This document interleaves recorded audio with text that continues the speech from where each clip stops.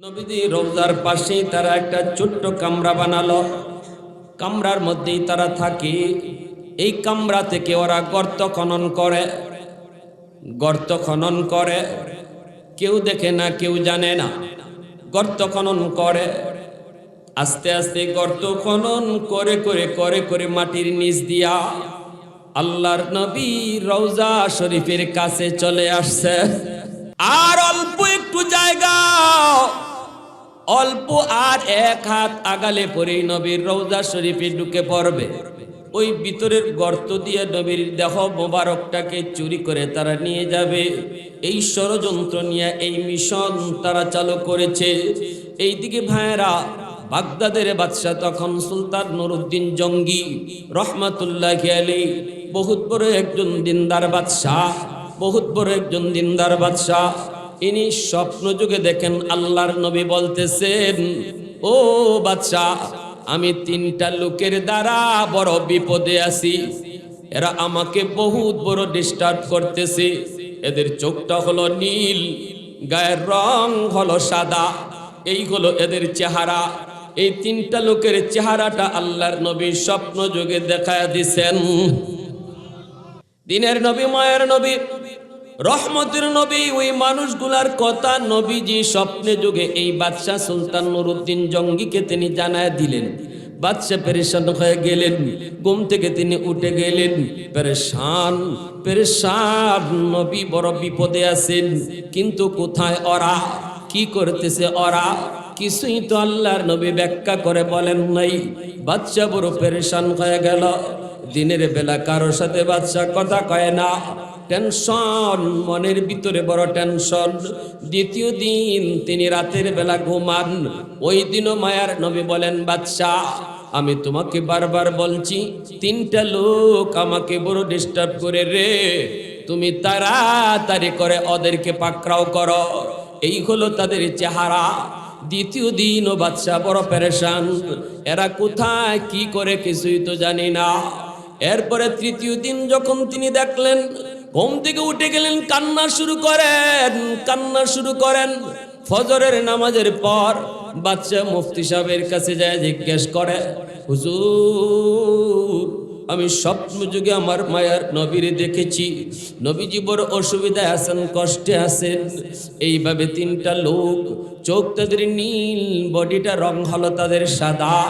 আল্লাহর নবী আমাকে চেহারা দেখাইছেন, এরা নবীকে বড় কষ্ট দিতেছে। এখন কি করে আপনি বলেন? মুফতি সাহেব কয়, দেরি করবেন না, সৈন্য সামন্ত লইয়া দ্রুত মদিনার দিকে রওনা করে। 16,000 সৈন্য লইয়া বাদশাহ বাগদাদ থেকে মদিনায় হাজির। তখন মক্কা মদিনা বাগদাদ থেকে শাসন করা হতো। বাইরা বন্ধুরা, তিনি মদিনায় ঢুকে ঘোষণা দিয়ে দিলেন, মদিনার প্রধান গেট বন্ধ করে দাও, কেউ যেন মদিনা থেকে বের হতে না পারে, বাহিরের কোনো লোক যেন মদিনায় ঢুকতেও না পারে, চতুর্দিক থেকে মদিনাকে ব্যারিকেড দিয়ে দাও। এরপরে বাদশা ঘোষণা দিয়ে দিলেন, আমি মদিনার সমস্ত মানুষকে এক বেলা খানা খাওয়াবো, সমস্ত মানুষকে আমি দাওয়াত খাওয়াবো। মদিনার সব মানুষ খানা খাইতে যে কয়দিন লাগবে, কিন্তু সবাইকে আমি দাওয়াত খাওয়াবো, এলান করে দাও। বাদশার পক্ষ থেকে দাওয়াত, একে একে সবাই আসতে লাগলো, দাওয়াত খাইতে লাগলো। বাদশা যেই ঢুকে তার চেহারাটা দেখে ভিতরে ঢুকায়। দেখতে দেখতে মদিনার মানুষ সবাই দাওয়াত খাইল। 17 দিন পর্যন্ত দাওয়াত খাওয়া চলল। কিন্তু মায়ার নবী স্বপ্নে যেই তিন চেহারা দেখাইছেন, এদের কাউকে এর ভিতরে পাওয়া যায় নাই।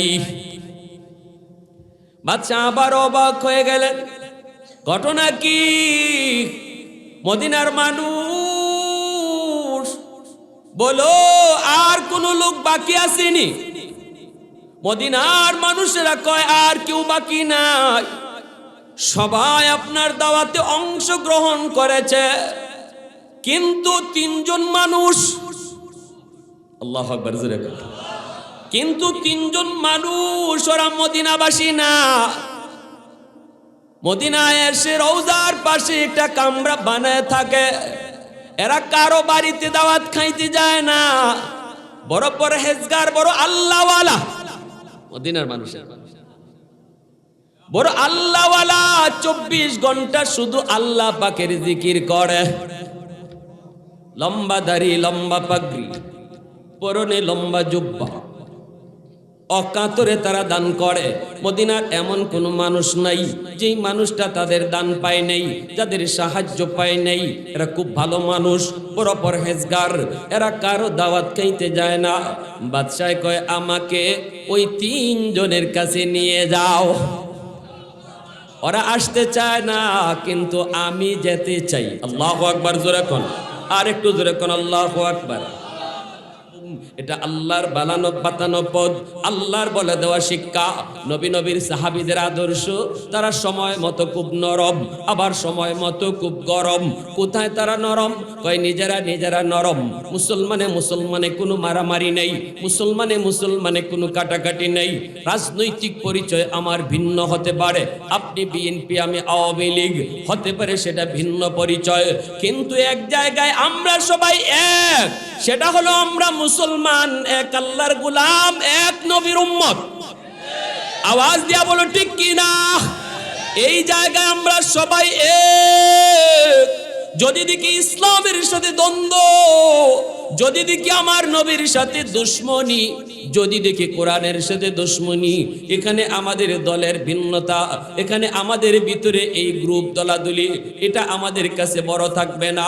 তখন আমরা সবাই হয়ে যাব এক হয়ে তখন দুশ্মনের মোকাবেলা করব। এর নাম হলো ঈমান। ঠিক কিনা? আবু বকর সিদ্দিক তারা এমন জোরে চর মারলেন, ইহুদি চর খায়া বলতেছে, আবু বকর, আমাকে তুমি এমন জোরে মারছো কেন? আবু বকর কই, কেন মারছি এখনো তোমার খবর হইছে না? এখনো টের পাও নাই কেন মারছি? আমি এতক্ষণ কোনো কথা কইছি, তুমি আমার নবীর গালি দিছো কেন? কয়, আমি তোমার নবীর কাছে বিচার নিয়ে যাব। ইহুদি কয়। সিদ্দিক আকবর বলেন, ঠিক আছে, তুই বিচার নিয়ে যা। সে গেছে আল্লাহর নবীর কাছে, যায়, কয়, মুহাম্মদ, তোমার সাহাবী আবু বকর আমাকে মারছে। ইমানের স্কেল বলতেছি, ভালো করে বুঝুন। আমার ভিতরে ইমান আছে না নাই, এটা আমি নিজেই মাপতে পারবো।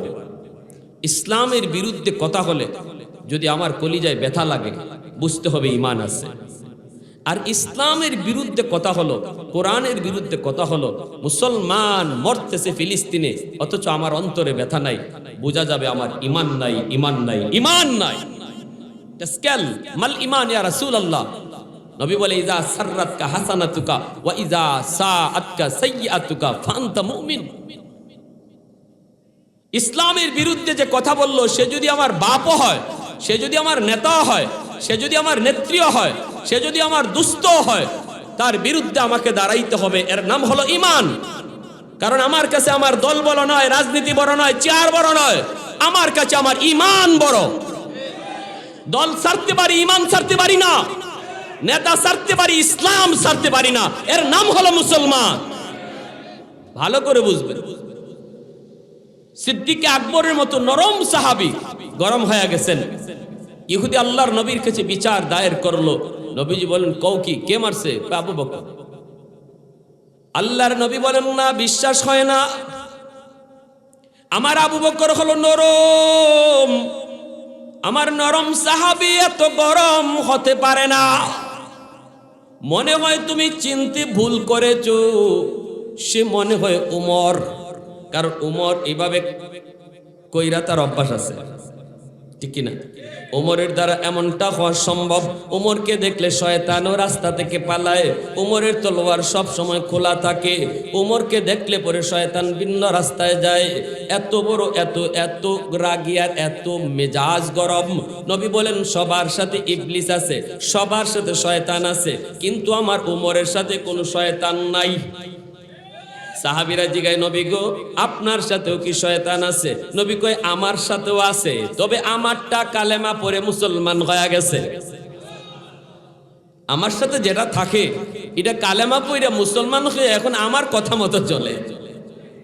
আর আমাদের সাথে যে ইবলিস আছে হে আমাদেরকে ঘুরায়, আমরা ইবলিসের কথায় চলি। আর নবীর সাথে যেটা আছে এই ইবলিসের নবীর কথায় চলে। আর নবী বলেন কিন্তু আমার উমরের সাথে কোনো ইবলিসই নাই, একমাত্র উমর যার সাথে শয়তান থাকে না। আনিলে আমাদের প্রত্যেকের সাথে শয়তান আছে। আল্লাহর নবী কয় ভুল বলেছ, মনে হয় উমর মারছে। কয় না গো নবী, আমি ভালো করে আপনার আবু বকররে চিনি। বলে আমার আবু বকর তো নরম। ইহুদি কয় আপনার নরম সাহাবী গরম হয়েছে কেন, কি জন্য? কয় এমনি। নাউজুবিল্লাহ। জোরে ইহুদিরা ওরা বিপদে পড়লেই মিথ্যা কথা কয়, ঠিক কিনা জোরে বলেন? বিপদ দেখলেই ওরা মিথ্যা কথা কয়। নবী ডাক দিলেন আবু বকর।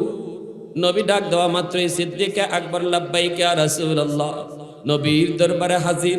এইবার আল্লাহর নবী বলতেছেন আবু বকর তুমি কি এই লোকটাকে মারছো?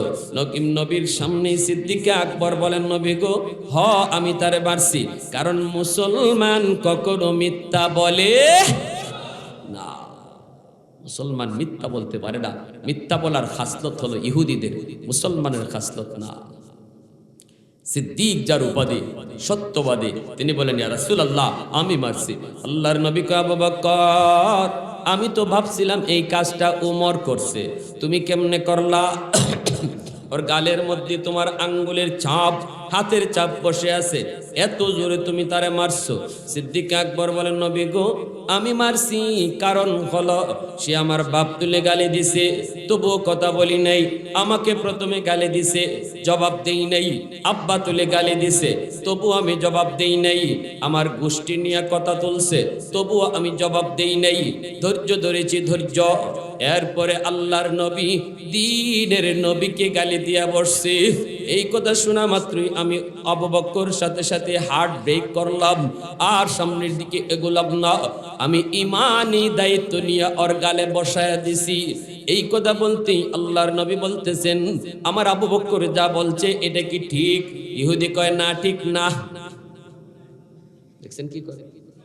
কয় না ঠিক না, আমি আপনাকে গালি দেই নাই। গালি যদি দিছি আবু বকরকে দিছি, আপনারে দেই নাই। নাউজুবিল্লাহ। সত্য বলছে না মিথ্যা বলছে? আল্লাহর নবী রহমতের নবীর আদালত, আমার আপনার নবীর আদালত হলো ন্যায় বিচারের আদালত, ঠিক কিনা জোরে বলেন?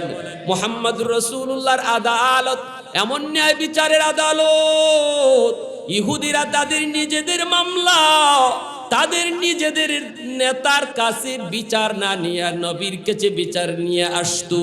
কারণ ইহুদিরা জানতো মুহাম্মদুর রাসূলুল্লাহর আদালতে কে মুসলমান, কে হিন্দু, কে বৌদ্ধ, কে খ্রিস্টান, কে বড় গোষ্ঠীর, কার ক্ষমতা বেশি, কার বাপ কেডা, এই বিষয় এই বিবেচনা মুহাম্মদুর রাসূলুল্লাহর আদালতে করা হয় না। মুহাম্মদুর রাসূলুল্লাহর আদালতে শুধু একটাই বিচার, অপরাধীর পরিচয় একটাই, শুধু অপরাধী। চুরের পরিচয় শুধু একটাই, সে চুর।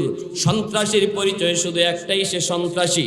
কার ছেলে, কার পোলা, কার ভাতিজা, কার নেতা, এটা নবীর আদালতে এর কোনো পরিচয় চলে? আমাদের আদালতে চলে, ঠিক না? আমাদের আদালতে চলে। সাবধান, বিচার শক্ত করো না, জানোনি চেয়ারম্যান সাহেবের বলা। সাবধান জজ সাহেব, বিচার কঠিন করেন না। কারণ জানেন হে কে? কয় কেডা? কয় মন্ত্রী হালার ঘরের বাতিজা। হয়নি না, হয় না এরকম? হ্যাঁ, কই থেকে কই পরিচয় দিয়া জজ সাহেবরে দেয় পাতলা বাগানের সুদাইয়া। পাতলা জজ সাহেব আর মামলা রায় দিব কি? এতে এমনি শেষ। রেড ফোন, লাল ফোন যখন বাজে তখন কি আর বিচার দেওয়ার ক্ষমতা থাকে, রায় দেওয়ার ক্ষমতা থাকে? শেষ। কিন্তু নবী মুহাম্মদুর রাসূলুল্লাহর আদালতে রেড ফোন ছিল না, ঠিক কিনা জোরে কর? সাবধান, এই পরিচয় ছিল না। সাহাবীরা শুধু একটা অনুরোধ করছেন, নবী গো আপনার আদালতে যে মহিলাটা চুরির অপরাধে দায়ী, সে কিন্তু আপনার বংশের। এই কথাটা নবীরে কে কইব যে এই মহিলাটা আপনার বংশের, কুরাইশ বংশের, বিচারটা একটু হালকা করা যায় কিনা, এই সুপারিশটা নবীকে কে করবে? সাহস করে না। আবু বকর বলেন আমি না। উমর যাও। উমর কয় আমি না। উসমান যাও। উসমান কয় আমি না। আলী যাও। কেউ যায় না। কিন্তু কথাটা নবীকে পৌঁছানো দরকার, কারণ এই মহিলাটা নবীর বংশের, যদি তার চুরির অপরাধে হাত কাটা হয় নবীর বংশের ইজ্জত যায়, অতএব এই কথাটা বলবে কে? সাহাবায়ে কেরাম কই, একজন ছোট বাচ্চা তালাশ করো, ছোট বাচ্চা তালাশ করো, যেই বাচ্চাটারে নবী বড় মায়া করে, এই বাচ্চাটারে আমরা বুঝায় শোনায় কথা শিখায় পাঠাবো, আল্লাহর নবীর কাছে সে শুধু কথাটা দেয়া সাপ্লাই করবে, এত দূরে তার কাম।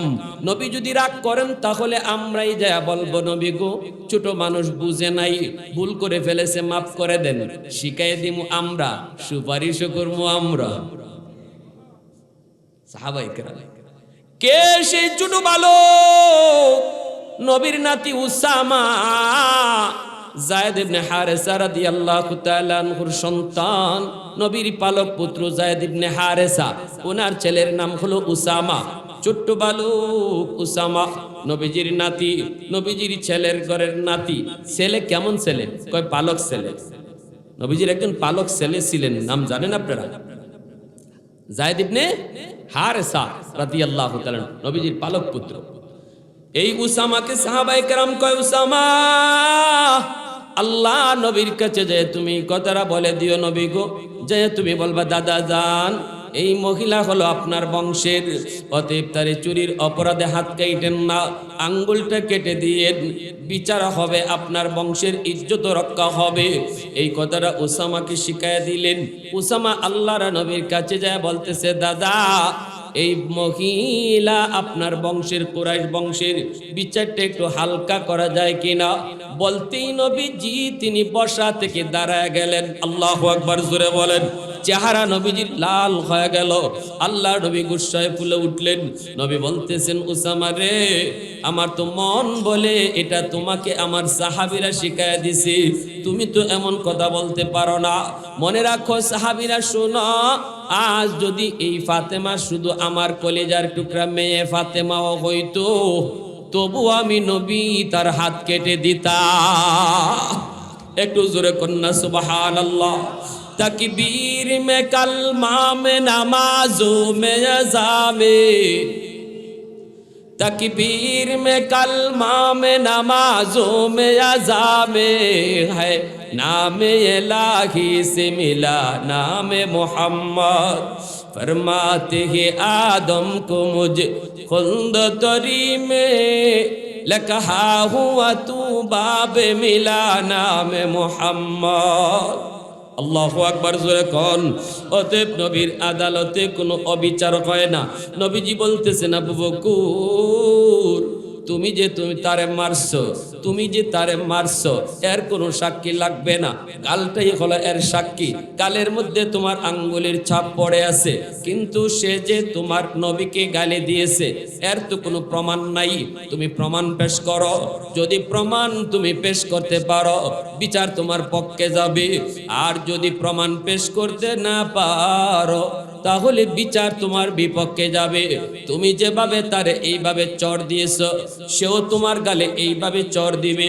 সিদ্দিক আকবর বেকায়দায় পড়ে গেলেন। ওই জায়গায় কোনো মানুষজন কেউ ছিল না, কেউ শুনে নাই, কেউ দেখে নাই।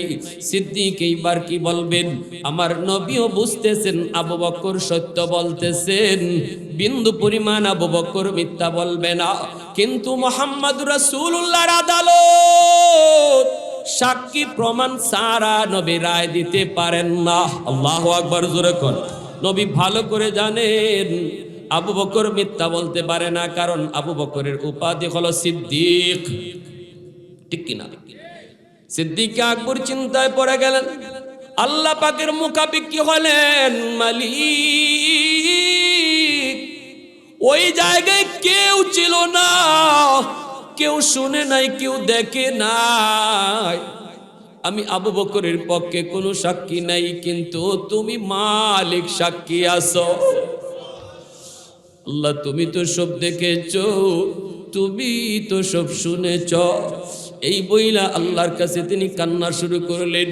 রব্বুল আলামিন তার হাবিবকে জানায় দিলেন, বন্ধু যাও, সামনের দিকে যাও, যেখানে ঘটনা ঘটছে এই ঘটনার পাশেই ছিল একটা বাবলা গাছ, গাছের নিচে ঘটনাটা ঘটল। এই গাছ সব দেখছে, সব শুনছে। বন্ধু তুমি যায়া গাছকে সাক্ষী মাইনো, আজকের জন্য আমি আল্লাহ গাছের জবান খুলে দিব। আর একটু জোরে কোন সুবহানাল্লাহ। জবান দেওয়ার মালিক কে? আল্লাহ চাইলে গাছের জবান আল্লাহ দিতে পারে কি পারে না? মানুষের জবান আল্লাহ মুহূর্তের ভিতরে কেড়েও নিতে পারে। গাছের জবান আল্লাহ খুলে দিতে পারে, পাথরের জবান আল্লাহ খুলে দিতে পারে, কিন্তু সুস্থ একটা মানুষের জবান আল্লাহ চাইলে মুহূর্তের ভিতরে নিতেও পারে। সিদ্দিক আকবরকে নিয়া আল্লাহর নবী ইহুদিকে নিয়া ওই গাছের নিচে চলে আসলেন। ইহুদি অবাক হয়ে গেল। ইহুদি মনে মনে ভয় পাইতেছে। ঘটনা কি? আমি তো ভাবছিলাম মিথ্যা বইলা পার পায়া যাইমু, এখন দি গন্ডগোল আরো বাড়ছে। গাছে নাকি সাক্ষী দিল। ইহুদি ভয়, হায় রে এটা কোন কাণ্ড, গাছে সাক্ষী দিবে। ইহুদি আল্লাহর নবীকে নিয়া, নবী ইহুদিকে নিয়া, আবু বকর সিদ্দিককে নিয়া গাছের কাছে চলে আসলেন। আইসা নবী বলতেছেন, রে গাছ, বলো তোমার নিচে কি ঘটছে? এ গাছ, বলে দাও তুমি কি দেখছো, কি শুনেছো? সাথে সাথে আল্লাহ গাছের জবান আল্লাহ খুলে দিলেন। গাছ ডাক দিয়ে কই, নবী গো, আপনার আবু বকর যা বলেছে সত্য বলেছে, ইহুদি যা বলেছে সব মিথ্যা বলেছে। আবু বকরকে গালি দিছে, আবু বকর জবাব দেয় নাই। বাপ তুলে গালি দিছে, জবাব দেয় নাই। কিন্তু ইহুদি যখনই আপনাকে গালি দিছে তখন আবু বকর তারে যায় মারছে। আল্লাহর নবী রহমতের নবী যখন গাছকে সাক্ষী মানলেন, গাছ যখন সাক্ষী হয়ে দাঁড়ালো, ইহুদি ডাক দিয়া কয়, নবী গো, ওগো নবীজি, আমি কারে এতদিন পর্যন্ত ভুল বুঝলাম, আমি কারে এতদিন পর্যন্ত আমি গালি দিলাম, এখন তো আমি চিনে ফেলেছি, বুঝে ফেলেছি।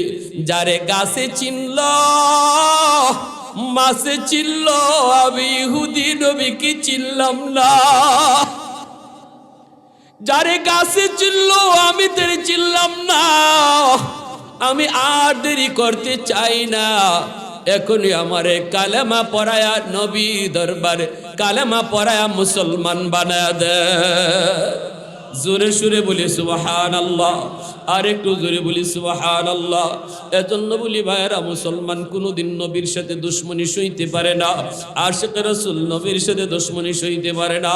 আমার নবীর দেহ মুবারকটা ইহুদিরা চুরি করবে, আল্লাহ কেমন করে সেটা বরদাস্ত করবে? সুলতান নুরউদ্দিন জঙ্গিকে আল্লাহ পাক রব্বুল আলামিন নবীর মাধ্যমে বারবার দেখায় দিলেন।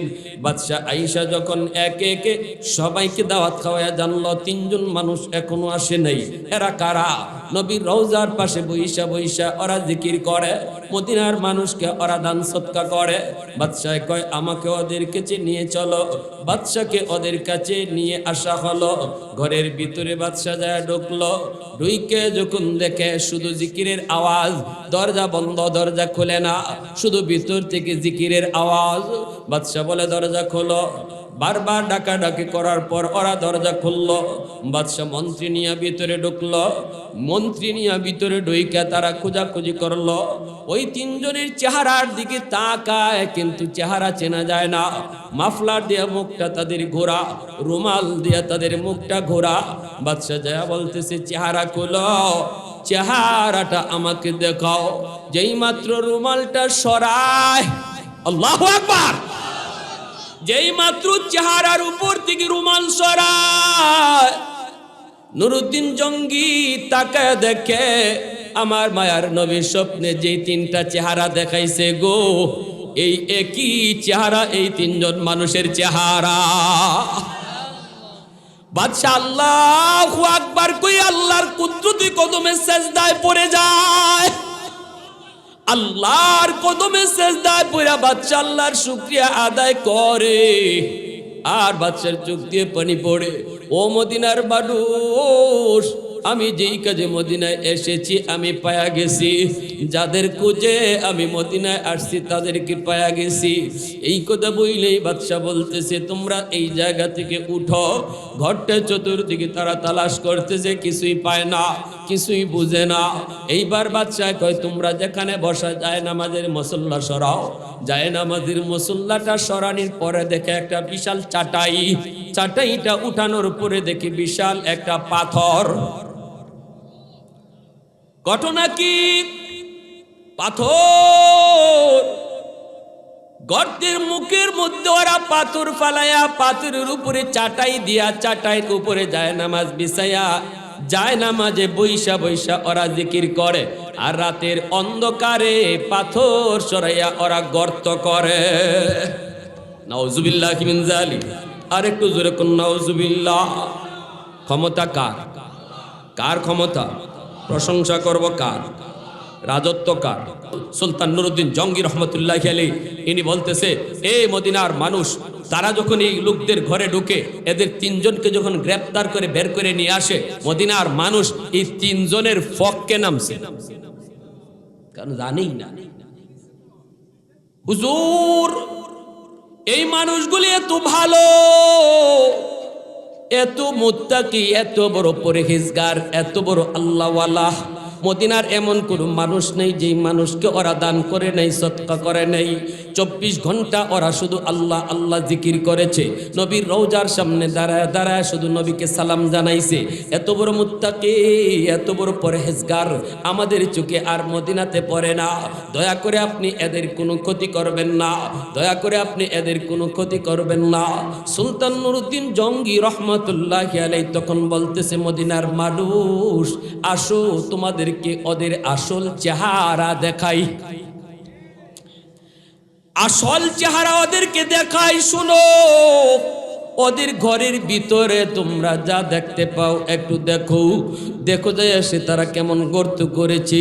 এই গর্ত করে তারা ভিতর দিক দিয়ে নবীর রওজার পাশে চলে গেছে আমার মায়ার নবীর দেহ মোবারক চুরি করার জন্য। আমি স্বপ্ন যুগে আল্লাহর নবীকে একবার নয় 3 বার দেখেছি গো। নবী আমাকে বলেছেন বাচ্চা আমাকে 3টে লোকের হাত থেকে বাঁচাও। ওরা আমাকে বড় ডিস্টার্ব করে, ওরা আমাকে বড় ডিস্টার্ব করে। বাদশা তুমি তাদের ব্যাপারে সতর্ক হও। ঘরের ভিতরে যায় গর্ত, ওই গর্তের ভিতর দিয়ে তখন সৈন্যরা নামলো, মানুষজন নামলো। নাইমা দেখে আমার নবীর পা মোবারকটা পর্যন্ত দেখা যায়, এতটা কাছে চলে গেছে আমার মায়ার নবীর পা মোবারকটা পর্যন্ত দেখা যায়। সাথে সাথে ওই 3 জনকে গ্রেফতার করা হলো, এদেরকে মদিনার মানুষের সামনে চেহারা উন্মোচন করা হলো। ওরা বলতেছে আমরা ইহুদি, আমরা মুসলমান না। আমাদেরকে বহু পয়সা দিয়া লোভ দেখায়া আজ থেকে বছর 1.5 বছর আগে আমাদেরকে পাঠানো হয়েছে। আমরা বছর ব্যাপী এই মিশনে চলছি নবীর দেহ মুবারকটাকে চুরি করার জন্য, নিয়ে যাওয়ার জন্য। এরপরে সুলতান তাদেরকে এই 3 জন মানুষকে আগুন জ্বালালো। মদিনার মানুষ বিশাল আগুন জ্বালায়া এই 3টাকে আগুন দিয়ে পুরলো। কোন কিতাবে এসেছে এই 3 জনকে যেই আগুনে ফালানো হয়েছিল এই আগুন 17 দিন পর্যন্ত আগুন জ্বলছে। এরপরেই বাদশাহ নুরউদ্দিন জঙ্গি মায়ার নবী দয়ার নবী রওজা মুবারকের চতুর্দিকে সীসা ঢালাই করে, সীসা ঢালাই করে মাটির নিচ দিয়া বহুত বড় প্রাচীর তৈরি করা দিয়েছে, যেন আর কোনো ইহুদি এমন ষড়যন্ত্র করতে না পারে, নিচ দিয়ে যেন আমার নবীর রওজার কাছে আসতে না পারে। সীসা ঢালাই দিয়া প্রাচীর করে দেওয়া হয়েছে। ভাইরা বন্ধুরা, জন্ম ভাইরি, ইহুদিরা কিন্তু আজকের জাতি না, এরা বহু আগ থেকেই ইসলামের সাথে মুসলমানের সাথে ষড়যন্ত্র একে একে তারা করেই আসছে। এদের ষড়যন্ত্র থেকে আমার নবী পর্যন্ত রেহাই পান না।